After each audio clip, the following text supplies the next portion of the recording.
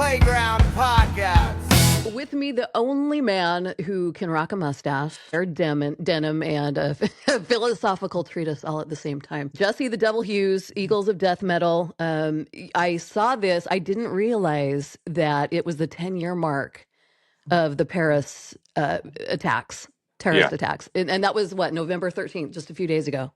Yeah, November 13th. And you were in Paris. What'd you do? What were you doing in Paris?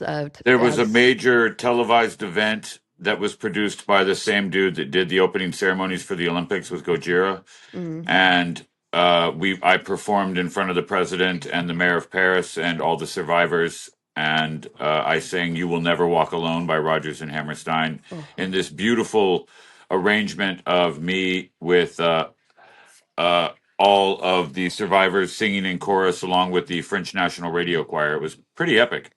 I bet it was emotionally intense.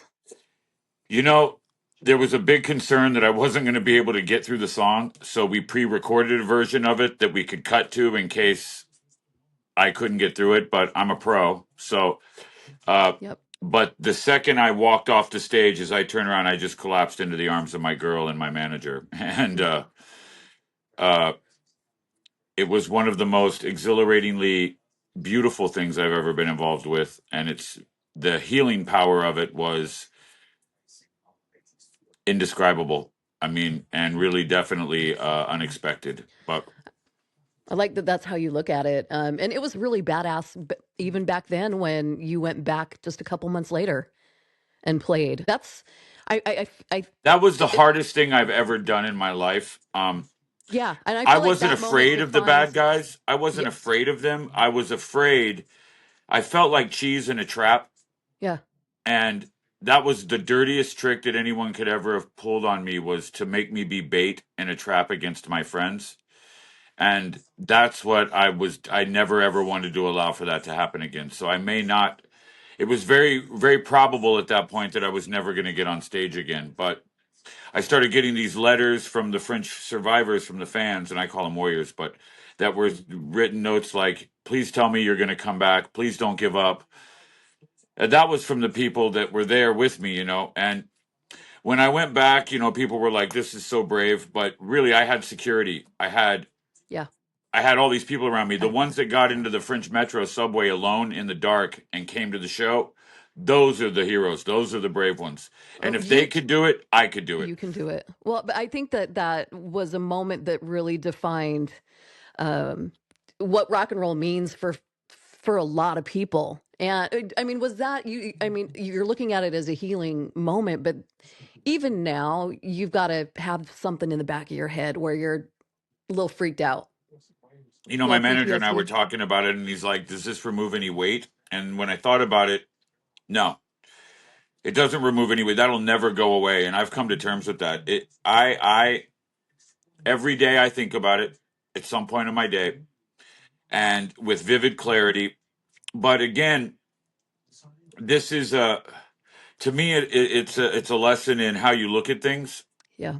I'm a devout Christian, so I already have this profound faith.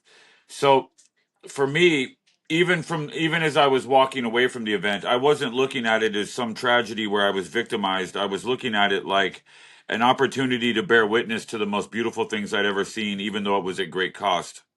I'll never know the names of the attackers. I never will. I'll never know that. But I will know the names of the people that jumped in front of bullets to save their friends.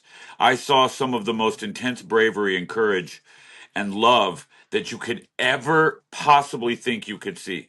Yeah. And I saw it in real time in every moment of that night. So when it finally dawned on me that whatever the bad guys were intending, they failed miserably.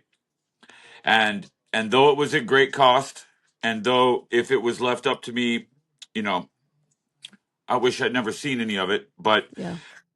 That's not up to me to decide. So it happened, and as a result, I was witness to, the Bible tells us that the greatest love there is that you give your life for your friends. I saw that repeatedly.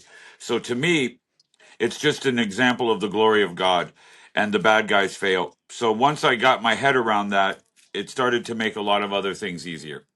There's a great documentary about the whole thing too. What's it called? My Friend? No, Our no, no, friends no, knows our them. friends. Yeah, Yeah, Colin Hanks directed that, and and I wasn't intending to allow a documentary to be made. I'm very precious about that. I don't talk about gory details. I don't, but something was going to get made no matter what, and I wanted to have a hand in yeah, how the narrative unfolded. of And course. Colin, who's a dear friend of mine, he came to me and said, "We can do this. Let's do this." And so we did. Cool. But Yep. I would never have gotten back on stage if it weren't for you two. If it weren't for the tenacity of the French people, you two brought me back in 2 weeks and had us on stage. And after basically making fun of me for not being John Wayne enough, got me to go out on the stage again because I was like, "There's no effing way I'm getting on this stage. It ain't gonna Yeah. happen. I don't care what you do. I don't care who you are." And finally, Bono said something to the effect of, "I thought you were a cowboy." But maybe Ooh, not nice. everyone from America is a tough guy. And when he did that, I was like, there's no way some half a limey's going to talk to me like this. Hell no, it's not happening. You know what? You know what, dude? I'm coming. Okay, I'm coming on that stage. And it worked. Yeah, lit a fire under your ass. And you know what? It's good it did it that time because if you hadn't have done it then, I would never have done it. never have done it. Yeah. I've never told anyone this. I had already retired. I was already writing out my retirement statement. Oh, I was, for me, it was a foregone conclusion, and it's just another demonstration of how whatever we may plan, God's plans will always prevail. yeah. You were. How did you feel? How do you feel when you see things like you're Christian and you believe in the Second Amendment? What happened with Charlie Kirk? I feel like people can't even talk about it because people are out Somehow of their it's minds become in so all directions. inflammatory, but Yeah, uh, anytime a father and a free speaker is murdered, it's a tragedy for everyone. of course. Yeah. And the people that expose themselves is so ugly. I feel bad for them because when you're lost, you don't see it. Yeah. The proverbial you, the person themselves, when they're truly lost, real information has no meaning to them. Truth has no meaning to them, and they're lost. And to me, it just exposed the sadness of lost people who I think otherwise probably aren't bad people. They say when you don't learn the lessons of history, you're doomed to repeat it. But I also think it's true to say that if you don't learn them correctly, you're doomed to amplify them when you repeat them. I feel like we're in the twilight zone with everything, with stuff like that, and people cheering. I don't care who you are, what you have a right to say what you think, and you have people celebrating something crazy like that. And then on top of it, you got all this AI that's happening, and it's just Yeah. insane. I feel like I'm in the And twilight then when zone. called out, lying pathetically like TMZ. Yeah, I didn't see that. I don't. TMZ was live when the Charlie Kirk assassination happened, and their newsroom erupted into applause. Mm, And yeah, and that's what. their lie that it came up with was so pathetic that it's like you're destroying the credibility of your institution. There are left wing journalists, there are right wing journalists I won't talk to, but there are left wing journalists and right wing journalists I will talk to. Sure. And especially when there's some, I'm a trained journalist. I started as a journalist, and there's ethics involved. And when ethics aren't present, then you're not a journalist anymore. You're just a mouthpiece, Yeah. and you're just a puppet. And there's a fine line between that, but especially when you have concealment, like concealment of where the source of your funds are coming from. In Hollywood, if a movie's made that has a message, it's very important to know who produced it. And if that production money's coming out of Qatar, then you might want to know what's up with that message. Right. For me, rock and roll, I'm a big Liberace fan, and Liberace is one of my idols. And Liberace would always say, "I'm an entertainer. I'm not here to tell you who to vote for." Right. Like, and if you can't figure that out on your own, don't look to a dude like me. There's I'm a the lot of. last person you want instructing you on who to be voting for. I assure you, you do not want a dude like me telling you who to vote for. So, and if someone's directing you to look at a dude like me, be very suspicious. Right. Actors especially, they're paid fakers. They're Mm, Academy mm, Award winning fakers, people who can fake it so well that we believe them in real time. So don't believe them. Why would you want that person telling you who to vote for? I mean, that's just like common sense. But the cult of personality is a very strong one, and you can be a member of the cult of personality without even realizing it. It's so Yeah. subtle. To be an initiate in something is very easy. Initiate has got another word. It's called audience. Have you ever seen Interview with a Vampire? Yeah. First It's of been a all, while, but Brad yeah. Pitt is the reason why I bleach my hair blonde is because I just It's because watched of that. Troy. I just watched Troy, and I was like, yeah, I want my hair blonde, and I want it blonde like now, Nice. because this man is beautiful. But He is. in the Now, interview with the vampire, would you switch teams for Brad? I'm already on his team, honey. I mean, I think He's a I'm Hall fan. definitely I'm a very solid heterosexual, but I think that's a whole different universe, darling. My girl's looking at me right now like, what the hell are you talking about? It's Brad Pitt, babe. Okay, It's but Brad Pitt. Yeah. in the interview with the vampire, there's the scene where they go to the theater of the vampires, and the audience is there, and they're watching real vampires about to consume a real human. They don't know that that's what's happening, but it's happening. They're initiates in the cult of the vampire. You can be made an initiate just by going to a show. If you're not careful, if you're not at least thinking a little bit. I mean, there's a fine line between a fan and a disciple. Exactly. Have you seen the Eminem documentary Stance?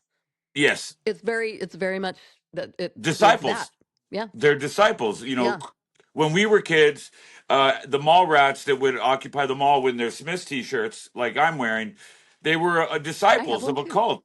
Yeah. They became vegan because Morrissey did. They became Yeah.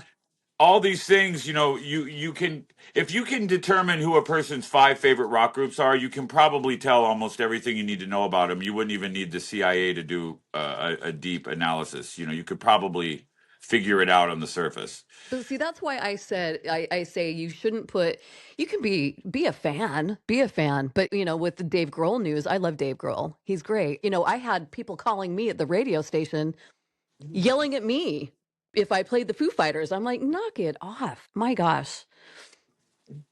It's Um, so easy to take these things, and also when you're connecting dots without all the dots. mhm, Show business is very secretive. yeah. There's, Dave Grohl's yeah. been an incredibly good friend to me. Yeah. I love Dave Grohl. I love Dave Grohl. He made a mistake, but Everyone makes everyone mistakes, and the makes fact that he mistakes. allowed it to be owned up to, Yeah. Yeah. Of course. I He got in mean, front of it. dude, some people will spend their fortune to hide it.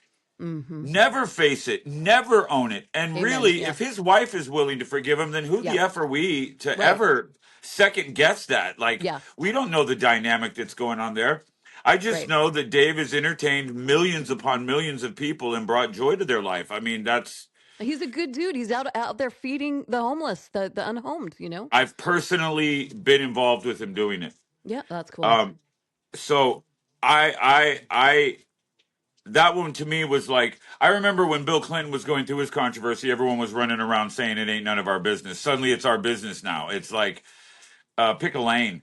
and Yeah. and and nobody would want a microscope turned onto their own life. Right. If you look at milk under a microscope, you'd never drink it again. Yeah, right. That's true. That's true. It's unfair. I mean, but when you're in the public eye, you got to kind of But then expect it. sometimes fair ain't got nothing to do with it. That's a hard reality of life. The first time I ever grounded my son, I busted him cussing. And I walked out on the patio where he was with his friends, and I'm like, oh, that's cool. Do it again. And he's like, no, Dad. I'm like, say it again. And so he said it again, and it was the F word. And I went, now you're grounded for a month. And he went, that's not fair. You told me to do it. I went, you have to do what I say, and you can't cuss. They're both true at the same time. Welcome to life. How old's your son now? 26. Oh, okay. I He's bet gorgeous. that stuck with him. I'm sure. He's a great kid. Awesome. He's a wonderful young man, and I couldn't be more proud of him, but it wasn't because I was easy on him. Well, that's what it takes.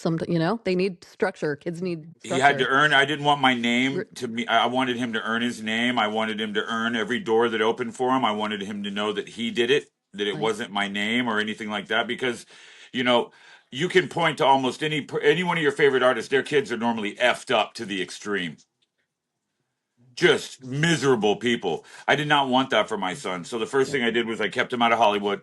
I Yep. kept him in Smart. the small town Palm Desert where I grew up from, and I made life miserable on the road whenever he came out. He had to work harder than anybody else, and he didn't get paid. And I loved pointing that out. This mother effer ain't getting paid, so work him the hardest. And because I wanted him to know, the value of a dollar, and I wanted him to be a good person. I loved him more than I wanted him to like me. Yeah. Awesome. So let's talk about Eagles of Death Metal for a second. The name Eagles of Death Metal. Is it true that a friend was trying to turn Josh Homme onto death metal? And That's quasi true. There were two parts to this story, and it all started at a bar in Palm Desert called the Beer Hunter. And myself, Joshua Homme, our friend Kolu, and our friend Kevin Lee were at this place called the Beer Hunter, and we were in a booth. We were enjoying ourselves, and they had a jukebox there that had like the Who Live at Leeds. It had this great jukebox, but it also had later Scorpions. I love early Scorpions with Uli Roth. I do not like later Scorpions. Rock you like I just not. To me, the shift is they're so different that I'm very particular. But anyway, this dude had put on Winds of Change. yeah. And which is anyone I think would fairly agree that that's one of the least hard rocking songs that there is. And this dude was running around the bar like he was listening to speed metal. And we were looking at this dude like, "What's up, bro?"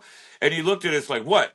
This is rock and roll." And I looked at Josh and I went, "No, it's not, dude." And he got a little more offended and he's like, "This is the Scorpions. This is heavy metal."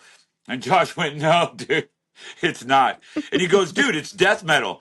And Josh went, "It's like the Eagles of death metal." Hilarious. So we laughed our asses off and we ended up buying a bag of weed, and we ended up in our friend's 1969 Volkswagen bus. And the license plate on it was Doomed. It's a green, like a monster green a Volkswagen bus with the license plate Doomed. And I had just gone into Ralph's, and I don't know why I remember this, but I just bought one of those brown packaging from Ralph's that just said graham crackers. Yeah. Because I love graham crackers. Yeah. And so I'm in the back of this bus, we're smoking weed, and our friend Kolu's a real death metal fan. And so he's like, "I don't want you guys to have a bad idea of death metal. I'm gonna play you some death metal so you can see how badass it is." So he put on this band Vader, and we started to mess with him, and we started to go, "Dude, put on the Eagles of death metal." And then I would laugh and I would spit out graham cracker. My friend Kevin Lee kept going, "Who's eating pie in my van?" Because he smelled the graham crackers and he was like, "Is there a pie in my van? Why is there a pie in my van?" And then no matter what, anytime anybody would play anything, somebody would go, "Oh, this sucks. Put on the Eagles of death metal." But And that a band name was really, born. Joshua became obsessed with that. So I lived with the members of Fatso Jetson at the time, this band from the desert.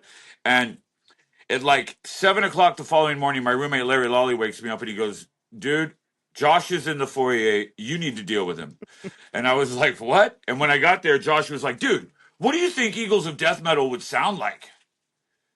And I'm like, "I don't know." And I was immediately like, "Yeah, I guess it would sound like stripper beats with hillbilly music." And he's like, "Let's go do it." So we went in the garage, and then it literally started. It was a 12-hour period from when the name came up to where we started making the music. That is so great. That is so great. And back to the Scorpions real quick. I love all versions of the Scorpions. I just talked to Uli not too long ago, and I love what Who's a he's doing. maniacal genius. He is a genius. He's listening to jazz all the time, and Dude, he's awesome. you know that in Sales of Sharon, that opening solo, burn air, near, near, near, he can, all those solos, they're not improv. All Yeah. of his solos are written out, so he can do them like slow it down. He can do note for note for note. That's not easy to do. Another maniacal He's a lead talented guitarist mofo. that I love to watch is Yngwie Malmsteen. Oh, Even though Yngwie's he's a insane. nightmare, but He's got great hair too, Jesse. and he does things that when he throws the pickup in the air Yeah. and grabs it right on the note. I played a 50th anniversary for Marshall with like Zach Wilde, Joe Satriani, Nice. all the greats. And when Yngwie was playing, I was just mesmerized. I was like drawn to him. And when I got to the side of stage, I realized every guitarist, all of the greats, you can literally imagine a 50th anniversary for Marshall amplifiers. Yeah. Every great artist was there, and we were all looking at each other like, "Dude, what is going on?"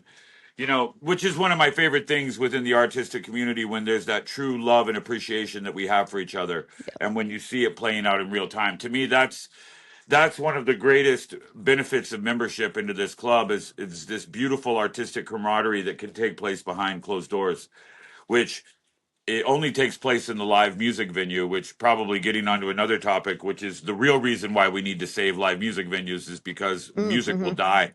Mm-hmm.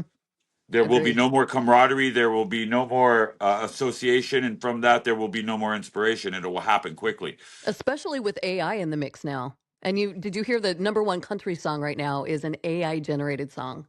How crazy is that? And of course, the Patriotic Hillbillies would be the one that they would take that to.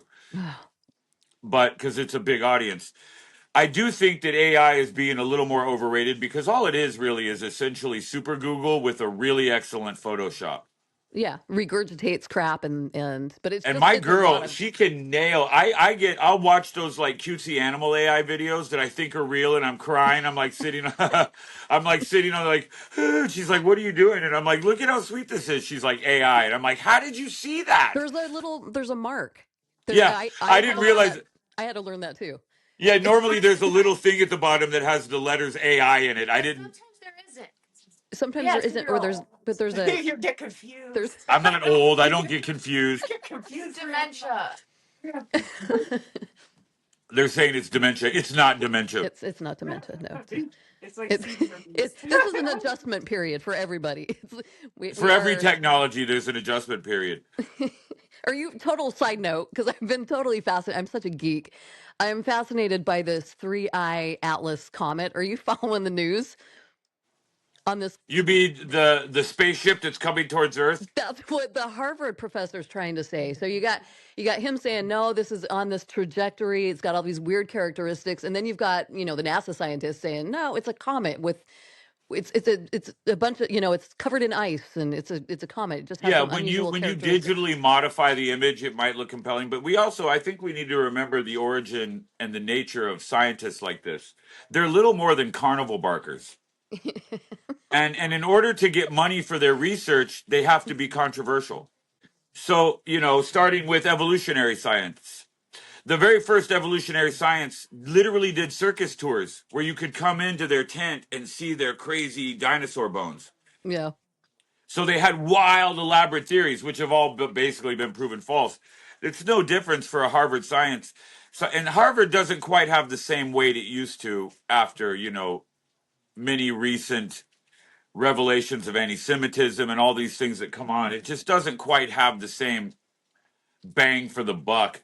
They really do seem like they should be in the Ringling Brothers for the most part. But to me personally, I know I get a lot of grief from my friends. I'm not a flat earther because I've been in a airplane that went to the edge of the earth once. I've seen it.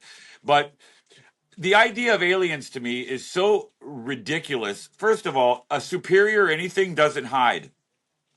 The Romans never showed up to a country and infiltrated their forest and camouflage for many hundreds of years, and they're like leprechauns. As soon as you look at them, they disappear. So anything, and why are they so obsessed with our anus and our cows?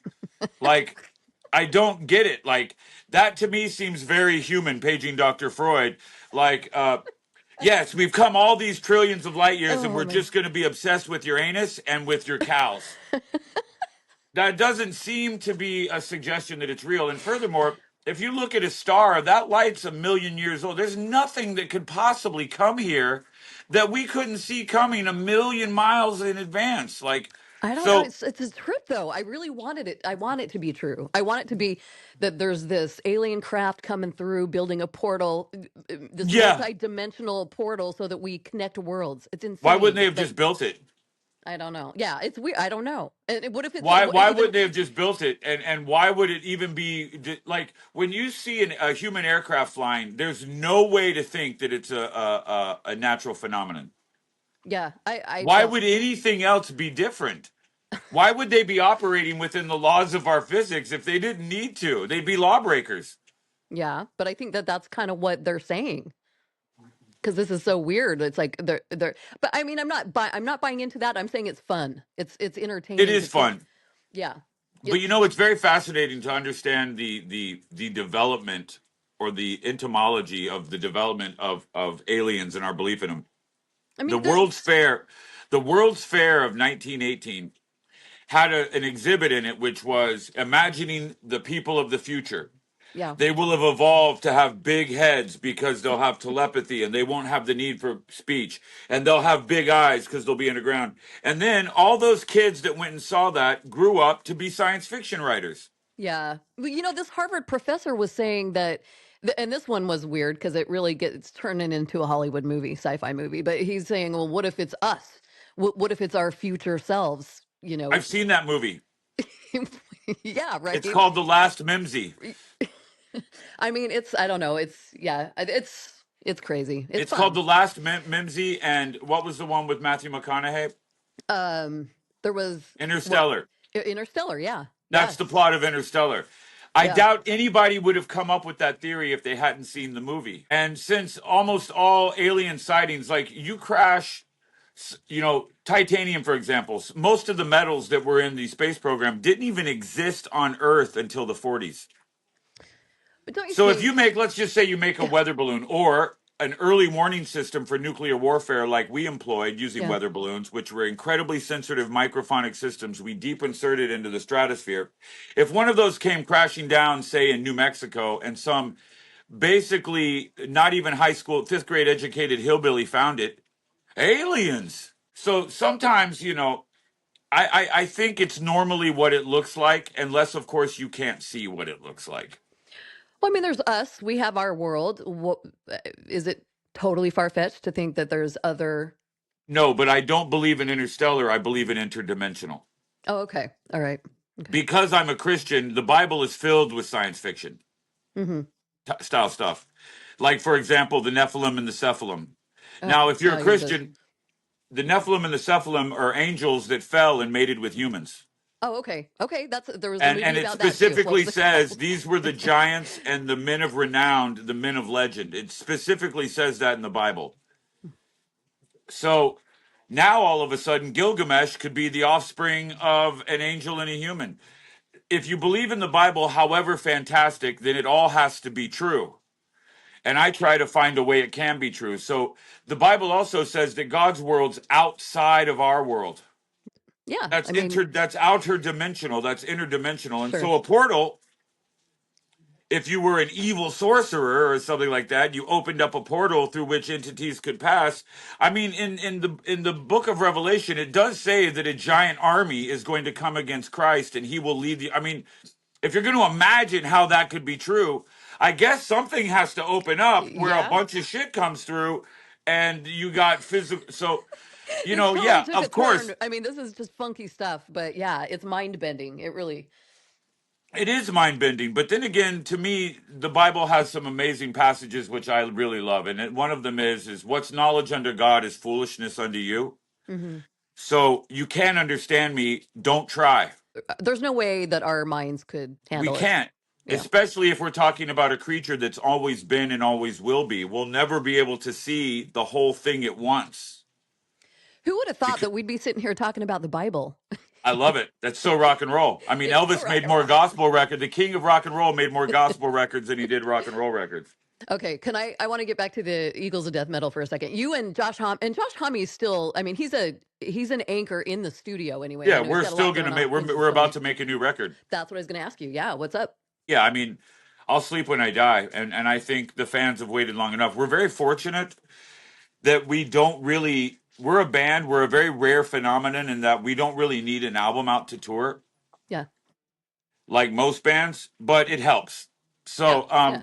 But fans like the familiar stuff anyway. yeah, So and I want new records. I mean, again, I fancy myself like a student of the Ramones. The Ramones had one great song; they just would do it 20 times an album and over again. And thank God for that. When it works, work it. So that's kind of how we are. But it's about time we make a new record. are you going to stick with the stripper beat drums and the canned heat vocals? What do you? Oh yeah, I dance my way through life, and my theory is if you want to live well, stay horny. Absolutely. So I've stayed horny all these years, and that will be evident in our next record. We've just been I mean, we have great problems. We've been busy. Yeah. we tour every year. And you know, the last album we released was when the attacks in Paris happened. So that event kind of, there was a 5-year period where everything stood still for us. Then we sort of Understandably so. emerged from that and toured. We have tours planned, but a new album will definitely put us into a different zone, which you know, you need to grow. If you're not growing, you're dying. So but Joshua is my best friend, and he's the red genius. I call him the red genius because he does things the right way, not the way they're done. He's the only Mhm. person I've ever in my life done a handshake deal with who's kept their word, That means and a lot it means and everything. rare. Yeah. He's an incredibly wonderful and decent man, an incredible father, an incredible family man. And I'm not one of those people that can just work with hired guns. I really can't. If I don't like you, I can't work with you. And now that I've been in this business long enough, I don't have to do certain things if I don't want to. Hmm. And I won't work with people I don't respect. Hmm. And I won't allow myself or the thing that I do to be used to promote something I don't believe in. Yeah. That's awesome. That's how So, it should be. and I'm very fortunate that, but I would never have been able to do that if Joshua didn't allow for it. When we first started, he was the star, and that's okay. If he didn't allow for me to exist, I couldn't have existed. So it's a real testament just to the kind of person that he is, that he allowed me. He didn't get in the way. How did you guys meet? I met Joshua. Well, so our mothers knew each other because they both modeled at the Oh, same really? time in Palm. Yeah, and my mother had lived in Palm Desert before I was conceived, and her knew the Hommies, and they both went to Bob Jones University in South Carolina. Whoa. So, but I met Joshua on an AYSO soccer field in August of 1979. I love this. Are you serious? I That's when didn't I know met that. him. That's great. My mom had signed me up for soccer. We moved to Palm Desert, August 4th, 1979. My mom signed me up for soccer. It was just coming out of the summer. And I stepped onto a soccer field, and he was already taller than everyone. And he was the only other redhead that I knew. Yeah. So he spotted me, and we struck up a conversation. We became friends. And then when I was in high school, I got bullied quite a bit. And I don't want to give the impression that I was one of those like pitiful kids that just got. I earned a lot of my bullying because I could not keep my mouth shut. I mean, I could not keep my mouth shut, and I had a penchant. I could not resist an opportunity to humiliate a big jock in front of the class. I couldn't do it. Oh, So if we only had some footage of that, I would love to see. I'm of the belief that there probably is some out there because people had video cameras at the time. But at a party, the very first party I went to at a girl named Christina Haynes' house, there was a family of bullies that existed at that time, and they threw me into the pool, and they were calling me the human goldfish. Oh, geez. So they weren't going to let me out of the pool. And I remember I just kind of resigned myself to this fate, and I'm sitting on the steps in the pool, and I noticed I could hear like a bustle. And then when I turned and looked, I could see everyone partying. And Joshua, we played soccer together. So he looked at it like we were teammates, and he just walked up to me and he lifted me up off my feet out of the pool, and he set me down, and he leaned over to me and he went, "At least fight back. It'll make you worth defending." Hmm. And it hit me hard, but he was so right. So, you know, because I didn't have a dad, my mom was divorced. Those moments like that became critical in affecting me and how I would become a man.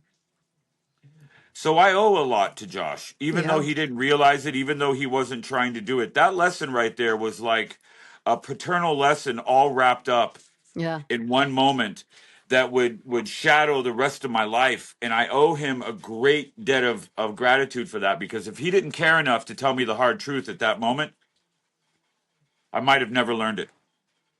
That solidified a solid friendship. I knew I could trust him, Yeah. and he's never ever given me a reason not to. Awesome. I love that. Well, I can't wait to hear the new stuff. What's I want to do a quick lightning round here too, but what would you say the most unrock and roll thing is that you do on a regular basis? Babe, what's the most unrock and roll thing I do on a regular basis? Oh. Uh-oh. How long of a list do you How have? long do you have? Just Oh, kidding. bring her on in. Come on, girl. Come on. mustache, dude. I have one of them. Yeah, her cleaning food out Yeah, here. she knows best. I'm actually, when I'm not in rock and roll mode, I wear Lacoste polos buttoned all the way to the top. I wear Do you? Lacoste Oh V-neck. God, it's ridiculous. I wear matching plaid sweater vests with socks. Show her your beanie. I play golf. Oh, I You're love more it. Yeah. Liberace than rock You and play roll, golf? really. You golf? Oh, I I love that. What is golf. it? You're Nice. not very rock and roll. You're Liberace, dude. Tell her the most unrock and roll things I do. He can't help but piss on the floor. Close your mouth. When he's He every single day of my life, dude. Every day of my life. She has a collection of pictures of me leaving the toilet seat up. Okay. No, when we got to Paris, I called Jen. I was like, you need to call Jennifer right now. We get to Paris, right? It's the first day there. You know what you did? Because you're an asshole. You know what you did? I go to pee and I'm barefoot and it's it's one of those rooms where it's just like the toilet is in like a 2 by 3 foot room. And my feet go plop, plop, plop, and I'm like, and I sit down, I almost fall in the toilet, have to put the toilet seat down, sit down, put my phone light, and it's like the whole floor is just piss. Like he didn't even make the toilet. And I go, Jesse Everett Hughes, get your ass in here right now. And he walks his sorry ass over, and he's like, "Oh, I didn't know." what was your Puddle excuse of for that piss. one? What about the TikTok song when you're on tour? Oh, the TikTok song. That's another one. We were in Sweden. It was the last tour, the last major tour we did with the Eagles. We're in Sweden. We're on a ferry, and like everything's chill. We're not even talking to each other. I'm like laying in the bed. Eric walked out of the room. I'm on my phone. I'm watching stupid TikToks. He's standing there half naked, and he's just like, we're not even like in the same. You're like on your phone. We're doing our different things. And I watch a 6-second long TikTok video, and I hear, and I look up, and he's in a full sob, full meltdown, and I'm going, what just happened? Are you okay? And he goes, what is that song? It's a 6-second TikTok video. And I was like, are we for real right now, babe? And he goes, no, babe, seriously, babe, what's that song, babe? And I'm like, are we for real right now? He doesn't even remember what the song is. Wait, I was I going to say don't, now but- we need to know what the song was. Well, it was like the top 5 trending songs on TikTok. But it was beautiful, and music has that effect on me. Okay, yeah, but this was like nuts. I was like, wow, you have no self-control. Another one was he got sick in Poland and he had to get a shot in his butt. I have a picture of it. That one's awesome. Picture of it. I have a lot of stories. Or he has, his mustache. This part of his mustache, right? See? This part of his mustache right Yeah. here, under here, he never cleans it. Ever. Ah, Ever. So it's disgusting. literal flavor saver. It's disgusting. So I have to come over and pick it up, and because there's food in it right now, and clean his mouth. So he's not very rock and roll. He's kind of disgusting. He doesn't. Okay, Take his medicine. Jesse's on a concoction of heart medicines because he has a bad heart, and he doesn't know a name of one of the medications out of the 7 that he takes. Has You no know, idea. I'm guilty. Nothing. I'm kind of guilty of that. I'm on some medication, and I didn't learn the name. No, he can't for a even tell you while. the name. He doesn't even know. He's like, babe, everything out his mouth, babe, babe, babe, babe, every day of my life. Show her the He's picture of me got getting you. the shot in my butt. You really want her to see that, huh? Tell her what happened last night, what you did to me. Oh, last night she came at me. What are you talking about? She came at me with this. It's like a hair mousse. Okay. It's shower Don't- gel. So I covered her in this till she was soaking wet. We did it live on our Instagram. In front of everybody.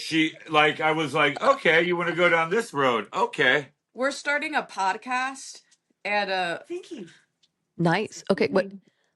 Oh, the ass shot. What? yeah. So they came to you, Yeah. and Yeah, and they came to us at backstage at the show, and Jesse laid his sorry ass down with his ass hanging out, and they're like, it was the best thing that ever happened to me, actually. It was amazing. They were all making fun of me collectively while they stuck these very painful needles into my ass. Oh, boo-hoo. Woe is you.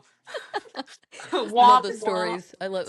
Aw, you guys. Aw. We're starting this podcast, and It's called Filthy and in Love. because we're That's awesome. ridiculous.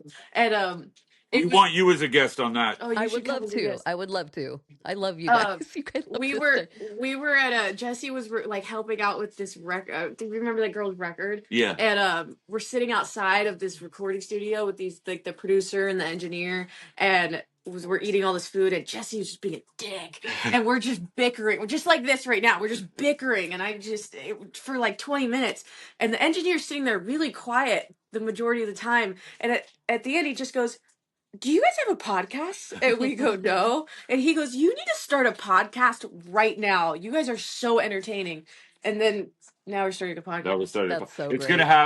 gonna have episodes where she reads my text messages from me. He's crazy. But somehow when she reads them, she doesn't read them the way they are.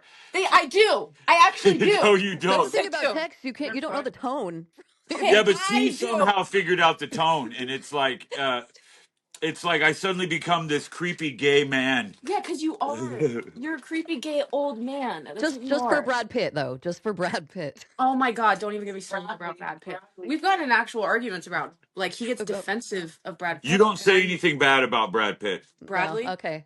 I would refer to him as Bradley Pitt. I think that's more respectful and appropriate. But You're never going to escape the allegations ever. I'm never going to escape the allegations. Ever. And then the worst, no, but like Jesse's so gay. When you hang out with Jesse and Josh together, it's so next level. It's so disturbed. We always think they're obsessed with if we were gay, we would be the best gay What? couple on earth. Oh my But Jesse is loyal to me to a fault. I don't even question it. I do with Josh. Josh is the only person in the world I've been like, wow, you might cheat on me. Josh is like, wow, this might actually happen. Not even And Brad Josh Pitt? got like, we're walking, and Josh is like, he like has me hook his arm with him like a gay friend. It's like very gay. It's like not like flat, like it feels like my gay best friend, you know what I mean? And we walking, and I said something about Jesse's butthole, and he went, no, honey, no. And then he went on this tangent about Jesse's butthole. So Okay. All right. I guess that's And then what he best touched friends it. do. maybe I said too much. Josh and the aliens are obsessed with buttholes. Maybe I said too much. But Oh no, that's No, great. baby. That is good stuff. Thank you, baby. Thanks for sharing. Okay, all right, let's do this quick lightning round. Okay. Best Eagles of Death Metal song to wake up to. Best Eagles of Death Metal song to wake up to would be I want you so Solid hard. Gold. I want Solid Gold. Oh, Or, really? or I Want You So Hard. I Want You So Hard is the best song, I think, to close the deal. Yeah. Oh, yes. I love that song. Yeah. It's one of my Because I wrote that song, a friend of mine had talked shit about me to a girl. And she Really? said to me, she's like, I'm not going to go out with you. Your friend told me you were bad news. And I was like, really? How about, and in my head, I'm like, you know what? I'm going to use those words to get laid. And it worked. And it worked. Yes. Okay. All right. Worst band name in history. Worst band name in history. Simultaneously the best Butthole Surfers. Yeah, Butthole Surfers. Simultaneously the Surfers. worst and the best. Yeah. Yeah, I like that. Your essential road snack. Graham crackers. Yeah. Big stands with that one for Graham you. crackers, Dr. Pepper, and I drink about 30 Dr. Peppers a day.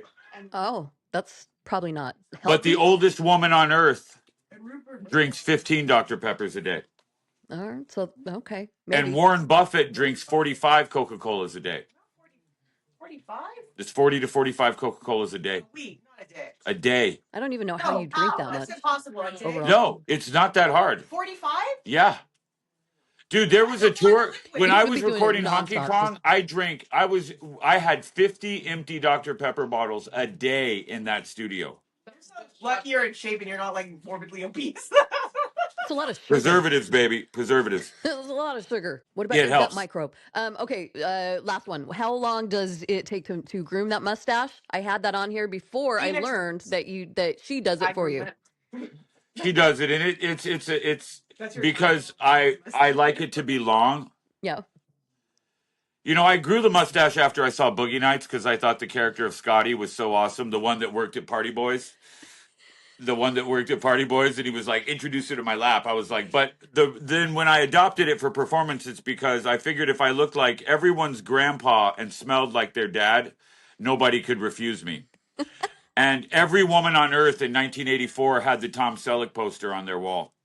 Oh yeah. And My mom had the so biggest crush on Tom.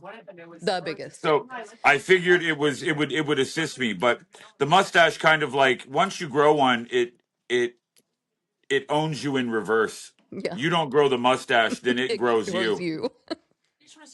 you. Okay, actually, one more. I've got one more question. If you had to swap stage outfits with any musician, past or present, who would that be? Liberace. Of course. Yeah. Yep. It would be Liberace Vegas era. Yeah. I've seen you in the onesies that you know. Oh, I love the onesies. I know. Yeah. And I love capes. Yeah. So I almost have any outfit that I could be swapped out with already. I love things that glitter and I love things that are gold. You know, there's an old saying, as long as you don't kiss, you're not gay. But I don't know if I believe that. There goes the gay thing again. And you're just you're putting it out there. I appreciate that. You're welcome. You're welcome, darling. Awesome, Jesse. Thank you so much. It's been so much fun. Sweetheart, and we really want you to be a guest on our show. I would love to. I would love to. And I'll be out in LA at some point. We'll have to, with Mark, our mutual friend Mark, we'll have to go to the gun range or something. He's been doing that quite a bit.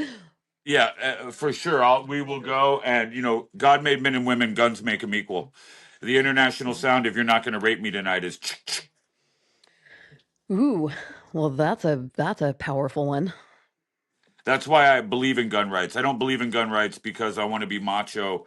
I believe in them because when my mother was a single mom, I saw that the only thing that regulated anything in terms of what might happen to her was the fact that she was armed, and it equalized her to any potential threat. So, women's issues. I was raised by one of the most spectacularly amazing women that you could ever meet in your life. My mother is my biggest hero, and so I don't have a love of gun rights because of a macho dad. I have a love of gun rights because of an incredibly self-reliant woman. Beautiful. It's beautiful. Awesome, Jesse. Thank you so much. And Oh, my I'll pleasure, be in darling. touch Thank you. soon. All right. I hope so, sweetheart. Take care. Have a good night, Bye, you guys. baby.